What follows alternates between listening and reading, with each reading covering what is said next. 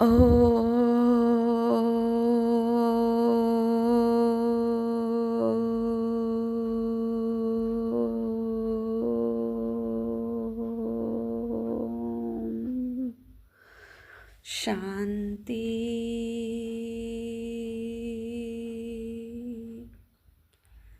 30/11/2002 মধুবন 17/11/2024। 30/11/2002 হচ্ছে রিভাইস, আর আজকের Murali date 17/11/2024, revise date 30/11/2002। আজকের অব্যক্ত বাপদাদার অমূল্য মহাবাক্য হচ্ছে মিষ্টি বাচ্চারা। বলে বাবা শুরু করেন, কি বলছেন মুরলির টাইটেলে? রিটার্ন শব্দের স্মৃতি দ্বারা সমান হও এবং রিটার্ন জার্নির স্মৃতি স্বরূপ হও। রিটার্ন শব্দের স্মৃতি দ্বারা সমান হও এবং রিটার্ন জার্নির স্মৃতি স্বরূপ হও। আজ বাপদাদা চতুর্দিকে তাঁর নিজের হৃদয়ে সিংহাসন আসীন, ভ্রুকুটি সিংহাসন আসীন, বিশ্ব রাজত্বের সিংহাসন আসীন, স্বরাজ্য অধিকারী বাচ্চাদের দেখে আনন্দিত হচ্ছেন। আমরা মন আর বুদ্ধির বলের দ্বারা সোজা ডায়মন্ড হলে যাব। ডায়মন্ড হলে ডাইরেক্ট বাপদাদার থেকে মহাবাক্য শ্রবণ করব। তো বাবা কি বলছেন? আজ বাপদাদা চতুর্দিকে তাঁর নিজের হৃদয় সিংহাসন আসীন, ভ্রুকুটির সিংহাসন আসীন, বিশ্ব রাজত্বের সিংহাসন আসীন, স্বরাজ্য অধিকারী বাচ্চাদের দেখে আনন্দিত হচ্ছেন। পরমাত্ম হৃদয় সিংহাসন সারা কল্পে তোমরা হারানিধি অতি প্রিয় বাচ্চাদের এখন প্রাপ্ত হয়। পরমাত্ম হৃদয় সিংহাসন সারা কল্পে তোমরা হারানিধির অতি প্রিয় বাচ্চাদের এখন প্রাপ্ত হয়। ভ্রুকুটি সিংহাসন তো সব আত্মার আছে, কিন্তু পরমাত্ম হৃদয় সিংহাসন ব্রাহ্মণ আত্মা ব্যতীত কারও প্রাপ্ত হয় না।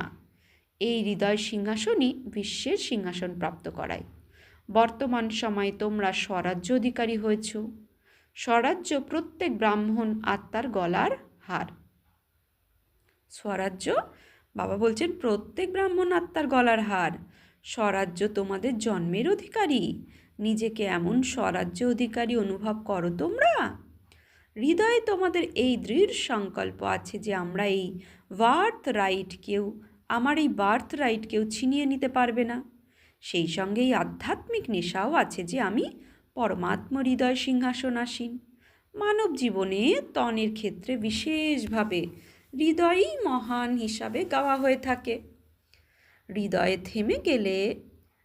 থেমে গেল তো জীবন সমাপ্ত। সুতরাং আধ্যাত্মিক জীবনেও হৃদয় সিংহাসনের মহত্ব অনেক।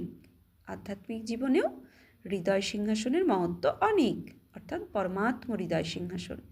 যারা হৃদয় সিংহাসন আসীন সেই আত্মাদের বিশেষ আত্মা হিসাবে গায়ন হয়ে থাকে। সেই আত্মাদের ভক্তরা মালার দানা রূপে স্মরণ করে থাকে। সেই আত্মারা কোটির মধ্যে কিছু, আবার কিছুর মধ্যেও কেউ হিসাবে গাওয়া হয়ে থাকে। কই মেভি কই, আবার কোটির মধ্যে কেউ, আবার কেউয়ের মধ্যে কেউ হিসাবে গাওয়া হয়ে থাকে। তো তারা কারা? তোমরা। পাণ্ডবও আছে, মাতারাও আছে, হাত নাড়াচ্ছে। তো বাবা বলেন অতি প্রিয় বাচ্চারা কখনো কখনো হৃদয় সিংহাসন ছেড়ে দেহরূপী মাটির সাথে কেন হৃদয় সংযুক্ত করো? অর্থাৎ দেহের প্রতি দৃষ্টি, দেহের সাথে হৃদয় যুক্ত করা। তো দেহ অর্থাৎ মাটি, তো মাটির সাথে কেন হৃদয় সংযুক্ত করো? দেহ হলো মাটি, তাই তো অতি প্রিয় বাচ্চারা কখনো মাটিতে পা রেখো না। সদা সিংহাসনে, আসনে কিংবা অতীন্দ্রিয় সুখের দোলনায় দোলে। তোমাদের জন্য বাপদাদা ভিন্ন ভিন্ন দোলনা দিয়েছেন। কখনো সুখের দোলায় দোলো, কখনো খুশির দোলায় দোলো, কখনো আনন্দময় দোলাইতে দোলো। তো বাপদাদা আজ এমন শ্রেষ্ঠ বাচ্চাদের দেখছিলেন যে কিভাবে তারা নেশার সাথে দোলায় দুলছে, নিরন্তর দোদুল্যমান। তোমরা মাটিতে যাও না তো? কখনো কখনো মন চাই কি মাটিতে পা রাখতে? কেননা 63 জন্ম মাটিতেই পা রেখেছ, মাটির সাথেই খেলেছ, মাটির সাথেই এখন খেলো না তো, তাই না? কখনো কখনো মাটির দিকে পা যায় নাকি যায় না? বাবা কোশ্চেন করেছে। মাটি অর্থাৎ দেহের দিকে দৃষ্টি। তো মাটির দিকে পা যায় নাকি যায় না? কখনো কখনো চলে যায়। দেহ ভাবও মাটিতে পা রাখাই হয়। দেহ অভিমান তো অতি গভীরভাবে মাটিতে পা থাকা, তাই না? দেহ ভান আর দেহ অভিমান। কিন্তু দেহ ভাব অর্থাৎ বডি কনসিয়াসের এটাও মাটি। সঙ্গমের সময় যত বেশি থেকে বেশি সিংহাসনাসীন হবে ততই অর্ধকল্প সূর্যবংশের রাজধানীতে এবং চন্দ্রবংশের রাজত্বের সূর্যবংশী রাজঘরানার হবে। যদি এখন সঙ্গমে কখনো কখনো সিংহাসনাসীন থাকবে তাহলে সূর্যবংশের রয়েল ফ্যামিলিতে ততটাই, বাবা বলছেন রয়েল ফ্যামিলিতে ততটাই অল্প সময় থাকবে। হতে পারে সিংহাসনাসীন টার্ন বাই টার্ন হবে, কিন্তু রয়্যাল ফ্যামিলি রাজ্য ঘরানার আত্মাদের সাথে সদা সম্বন্ধ হবে।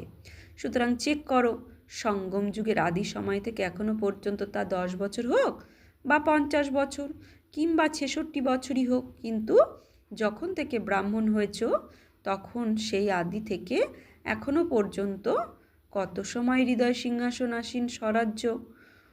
সিংহাসনাসীন ছিলে? বহুকাল ছিলে, নিরন্তর ছিলে, নাকি কখনো কখনো ছিলে? বাবা আবার কোশ্চেন করেছে, বলছে কত সময় হৃদয় সিংহাসনাসীন স্বরাজ্য সিংহাসনাসীন ছিলে? বহুকাল ছিলে, নিরন্তর ছিলে, নাকি কখনো কখনো ছিলে? যে পরমাত্ম সিংহাসনাসীন থাকবে তার লক্ষণ হবে প্রত্যক্ষ আচার আচরণ। বাবা বলছেন যে পরমাত্ম হৃদয় সিংহাসন আসীনে থাকবে তার প্রত্যক্ষতা কী হবে? আচার আচরণ এবং মুখমণ্ডল দ্বারা সে সদা নিশ্চিন্ত বাদশাহ হবে। স্থূল বোঝা তো মাথার ওপর থাকে, কিন্তু সূক্ষ্ম বোঝা নিজের মনে থাকে। স্থূল বোঝা মাথার ওপর থাকে আর সূক্ষ্ম চিন্তার বোঝা মনের মধ্যে থাকে। তো তাদের মনে কোনো বোঝা থাকে না। যে পরমাত্মা সিংহাসনাসীন হবে, হৃদয় সিংহাসনাসীন, তার কি কোনো বোঝা থাকে না। চিন্তা হলো বোঝা, আর চিন্তা মুক্ত হওয়া হলো ডাবল লাইট। কোনো রকমের তার সেবার হোক বা সম্বন্ধ সম্পর্কের কিংবা স্থূল সেবার আধ্যাত্মিক সেবারও বোঝা থাকবে না। কি হবে?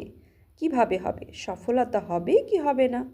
ভাবা এবং প্ল্যান বানানো আলাদা ব্যাপার, বোঝা আলাদা ব্যাপার। যাদের বোঝা থাকে তাদের লক্ষণ হলো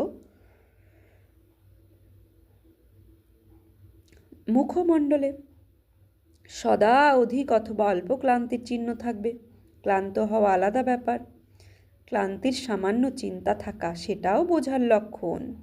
বলছে ক্লান্তির সামান্য চিহ্ন থাকা সেটাও বোঝার লক্ষণ।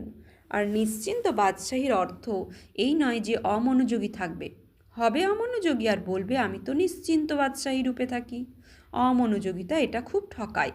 তীব্র পুরুষার্থেরও সেই শব্দ আর অমনোযোগিতারও সেই একই শব্দ। তীব্র পুরুষার্থী সদা দৃঢ় নিশ্চয় থাকার কারণে এটাই ভাবে সব কার্য সাহস আর বাবার সহায়তার সফল হয়েই আছে, এবং অমনোযোগীরও এই শব্দই হয়েই আছে। কোনো কার্য বাকি রয়েছে কি? হয়ে যাবে। তো শব্দ এক কিন্তু রূপ আলাদা আলাদা। বলছে শব্দ এক, তার ভাব রূপ আলাদা আলাদা। একই কথা আলবেলাপান মানে অমনোযোগীরা আত্মারাও বলে আর তীব্র পুরুষার্থী আত্মাও বলে। কি বলে? হয়ে যাবে। তাদের তীব্র পুরুষার্থী আত্মাদের দৃঢ় নিশ্চয় থাকার কারণে সব কার্য সাহস আর বাবার সহায়তায় সফল হয়েই আছে, এরকমভাবে। আর অমনোযোগীরও এই শব্দ হয়েই আছে।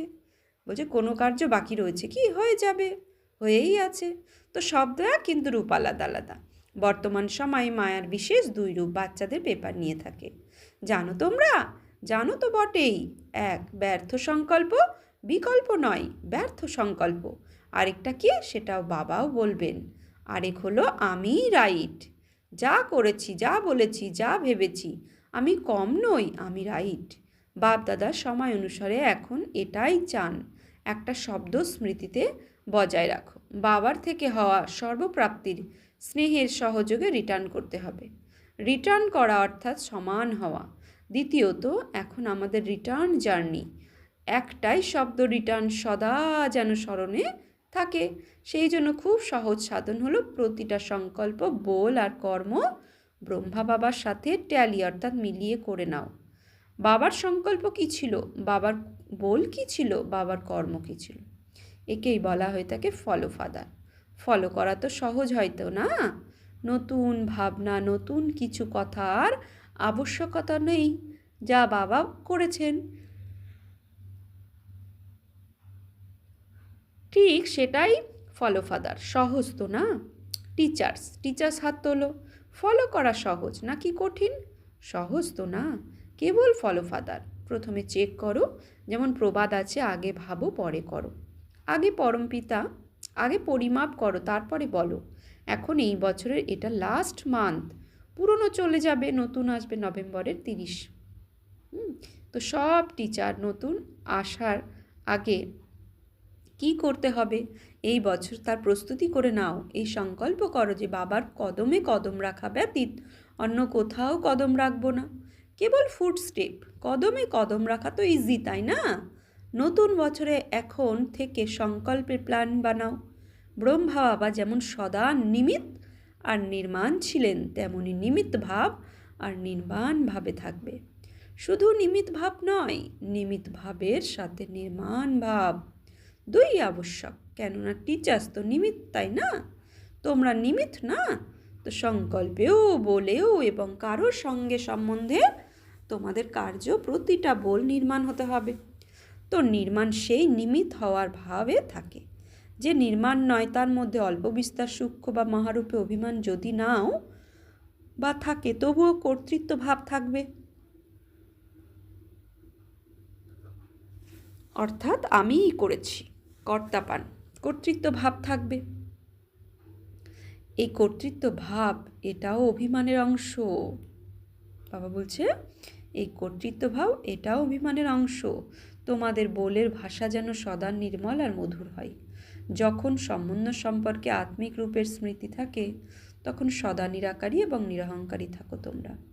ব্রহ্মা বাবার লাস্টের 3 শব্দ মনে থাকে তোমাদের? নিরাকারী, নিরহংকারী তথা নির্বিকারী। আচ্ছা, ফলো ফাদার, এতে তোমরা পাক্কা তো না? আগামী বছরের মুখ্য লক্ষ্য স্বরূপের স্মৃতি হলো এই 3 শব্দ কি? নিরাকারী, নির্বিকারী, নিরহংকারী। তো এমনকি লেশ মাত্র যেন না থাকে। তো এই নিরাকারী, নির্বিকারী, নিরহংকারী এই 3 শব্দ ব্রহ্মা বাবা শরীর ছাড়ার আগে বরদান দিয়েছিলেন ব্রাহ্মণ বাচ্চাদের, যে বাচ্চি নিরাকারী, নিরহংকারী, নির্বিকারী ভব। তো বড় বড় রূপ তো ঠিক হয়ে গেছে, কিন্তু অংশ মাত্র থাকবে না, কেননা অংশই ঠকিয়ে দেয়। ফলো ফাদার এর অর্থ হলো 3 শব্দ সদা স্মৃতিতে রাখো। ঠিক আছে? আচ্ছা, ডবল ফরেনার্স ওঠো, ভালো গ্রুপ এসেছো। ডবল ফরেনার্সদের বলছে ভালো গ্রুপ এসেছে। বাপ দাদা ডবল ফরেনারদের একটা ব্যাপারে খুশি। জানো তোমরা কোন ব্যাপারে? জানো? দেখো, যতই দূর দেশ থেকে তোমরা আসো না কেন, কিন্তু যে ডাইরেকশান তোমরা পেয়েছো, যে এই টার্নেও তোমাদের আসতে হবে, তো তোমরা এখানে পৌঁছেই গেছো তো না? মধুবনে পৌঁছেই গেছো তো না? কিভাবে তোমরা চেষ্টা করেছো সেটা ব্যাপার না, যেভাবেই হোক পুরুষার্থ করে তোমরা বড় গ্রুপই পৌঁছে গেছো। দাদির ডাইরেকশান ঠিকভাবে মেনেছো, তাই না? এর জন্য অভিনন্দন। বাপ দাদা প্রত্যেকে দেখছেন, দৃষ্টি দিচ্ছেন। এমন নয় যে সে স্টেজেই দৃষ্টি লাভ হয়, দূর থেকে আরও ভালো দেখা যাচ্ছে। ডবল ফরেনার্স হাজির পাঠ ভালো করে পড়েছে। বাপ দাদা ডবল ফরেনার্সের প্রতি ভালোবাসা তো আছেই, উপরন্তু তাঁর গর্বও হয়, কারণ বিশ্বের কোণে কোণে বার্তা পৌঁছানোর জন্য ডবল ফরেনার্সই নিমিত্ত হয়েছে। বিদেশে এখন কোনো বিশেষ স্থান রয়ে গেছে? গ্রামগুলো বাকি থেকে গেছে নাকি বিশেষ স্থান? কোণে কোণে গ্রামে গ্রামে অথবা ছোট লোক বসতি বাকি রয়ে গেছে, বাকি বিশেষ স্থানে বাকি থেকে গেছে। তবুও দেখো যারা এসেছে, এটাও গ্রুপ, কত দেশের গ্রুপ এটা। গুনতি করেছ? করনি তোমরা। তবুও বাপদাদা জানেন যে বিশ্বের ভিন্ন ভিন্ন অনেক দেশে তোমরা আত্মারা নিমিত হয়েছ। বাপদাদা প্রায়শ বলেই থাকেন যে বিশ্ব কল্যাণকারী টাইটেল বাবার ভবন বিদেশিরাই প্রত্যক্ষ করিয়েছে। এটা ভালো, প্রত্যেকে নিজেদের নিজেদের স্থানে স্বয়ং আপনা পুরুষার্থ এবং সেবাতে এগিয়ে গেছে, আর সদা এগিয়ে যেতে থাকবে। সফলতার নক্ষত্র হয়ে আছো।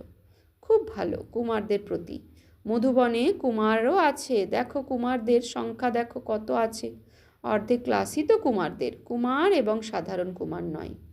কুমার এখন সাধারণ কুমার নয়, এখন কুমারদের টাইটেল আছে। কোন কুমার তোমরা? ব্রহ্মা কুমার তো হওই, কিন্তু ব্রহ্মা কুমারদের বিশেষত্ব কি? কুমারদের বিশেষত্ব হলো যেখানে অশান্তি হবে সেখানে সদা শান্তি ছড়িয়ে দেওয়া। শান্তি দূত তোমরা। মনের অশান্তি নেই, বাইরের অশান্তি নেই। কুমারের বাবা কি বলছেন? কুমারদের লড়াই, কুমারদের কাজই হলো কঠিন কাজ করা, হার্ড ওয়ার্ক তো না? তো আজ সবচাইতে হার্ড ওয়ার্ক হলো অশান্তি মিটিয়ে শান্তি দূত হয়ে শান্তি ছড়িয়ে দেওয়া।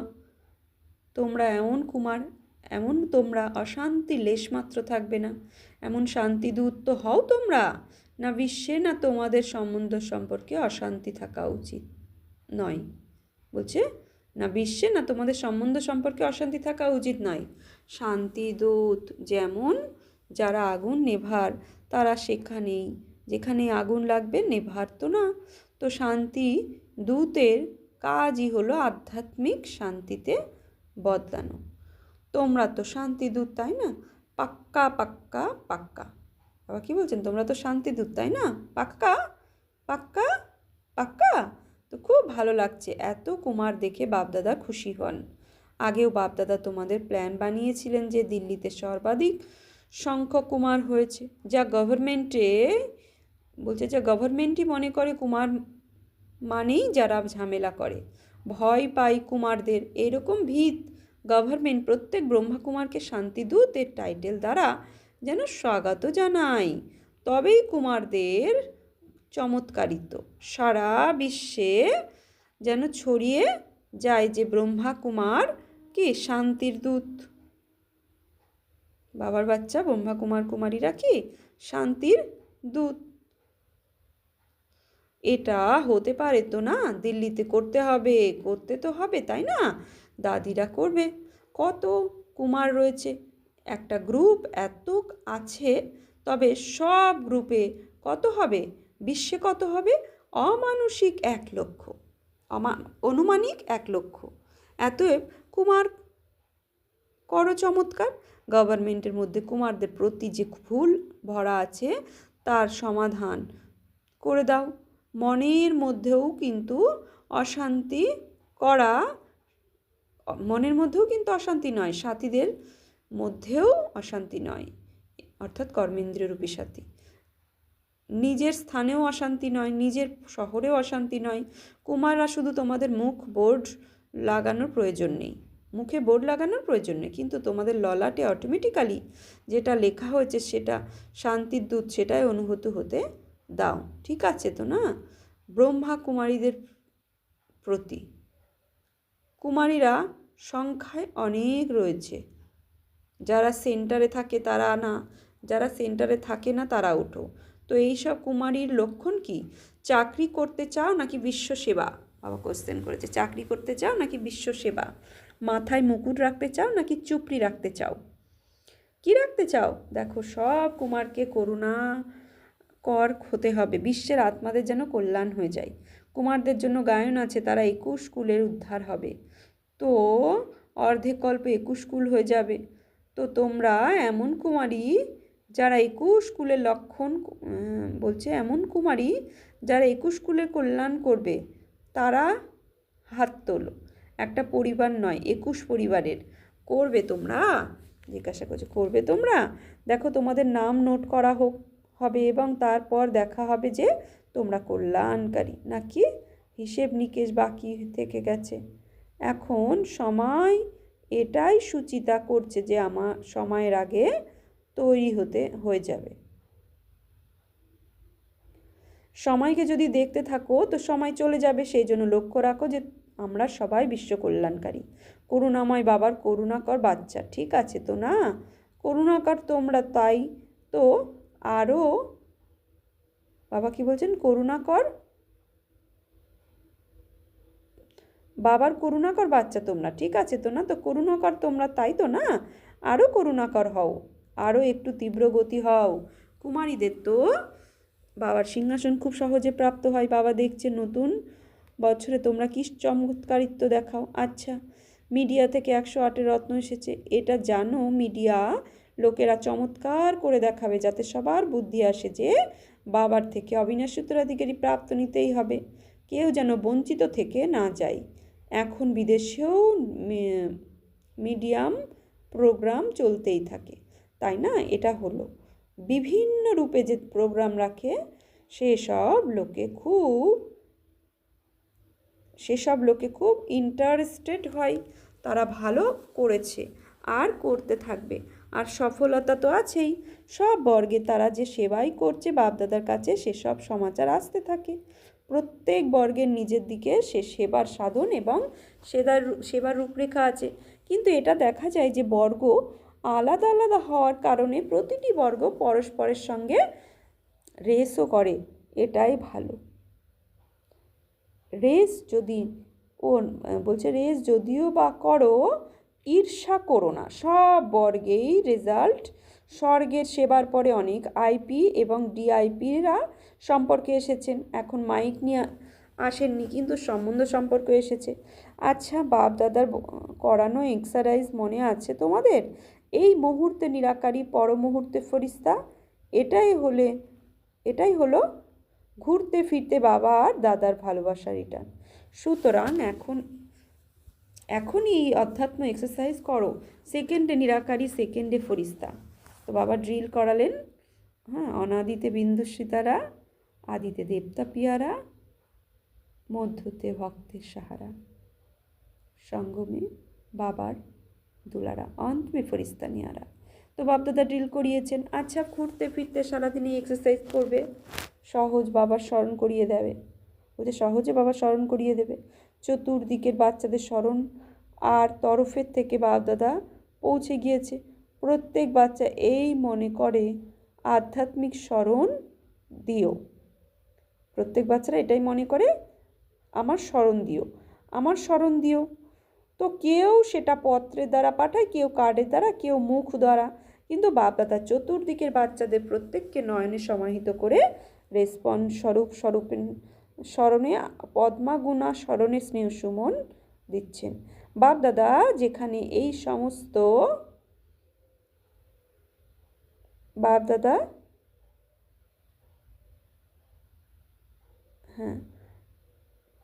তো সমর্পিত করে রেসপন্স স্বরূপ স্মরণে পদ্মাগুণা স্মরণে স্নেহ সুমন দিচ্ছেন। বাপদাদা দেখছেন এই ঘড়িতে যতটাই বাজুক না কেন মেজরিটি সকলের মন মধুবন আর মধুবনের বাপদাদা আছে।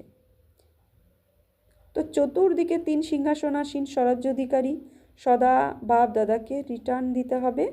বাবা সমান হওয়া বাচ্চার সদা রিটার্ন জার্নি স্মৃতি স্বরূপ। বাচ্চারা সদা সংকল্প বাণী আর কর্মে ফলো ফাদার করে প্রত্যেক বাচ্চাকে বাপদাদার অনেক অনেক অনেক স্মরণে স্নেহ সুমন আর সুপ্রভাত। নমস্কার। हम रूहानी बच्चों के रूहानी बाप दादा को याद प्यार गुड मॉर्निंग नमस्ते। বরদান বলেছে আজকের মুড়ি থেকে, সর্ব আত্মার মধ্যে নিজের শুভ ভাবনার বীজ বপন করে মাস্টার রাজা ভব, দাতা ভব। সর্ব আত্মার মধ্যে নিজের শুভ ভাবনার বীজ বপন করে মাস্টার দাতা ভব। ফলের অপেক্ষা না করে তুমি তোমার কর্তব্য শুভ ভাবনার বীজ প্রত্যেক আত্মার মধ্যে বপন করে চলো। সময় মতো কার্য আত্মাকে জগতেই, বাবা কি বলছেন? সময় মতো সর্ব আত্মাকে জাগতেই হবে। যদি কেউ অপোজিশন করে মানে বিরোধিতা করে, তবুও তোমরা দয়ার ভাবনা ছাড়া উচিত নয় তোমাদের। এই অপোজিশন ইনসাল্ট গালি সারের কাজ করবে এবং ভালো ফল বের হবে।